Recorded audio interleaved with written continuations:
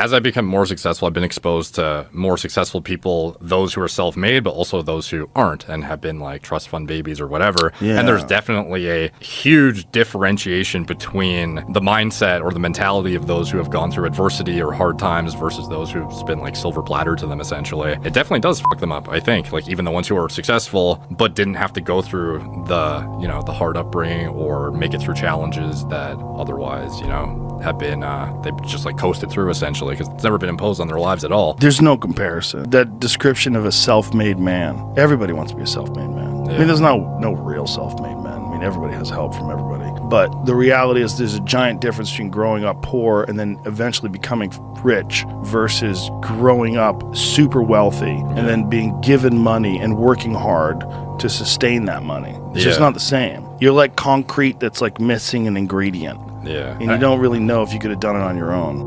Because if I just think, well, tomorrow I'm just going to coast and eat Twinkies and watch TV. Oh, hello, sadness, my old friend. Hello, depression. Because when you're not doing anything, you feel like shit. And that's just a part of being a human being. And we can pretend that we're something other than what we really are. And we can pretend, nah, me, man, I'm just cool, just chilling, doing nothing.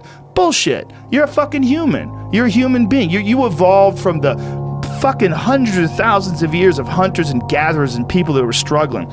Those human reward systems are carved deeply into your DNA. And if you don't respect that, if you don't respect the mechanism of happiness and fulfillment and what you really need to do in order to feel satisfied in life, camaraderie, love, family, friendship, struggle, testing yourself, learning, all those things are imperative. They're all a giant part of being a person.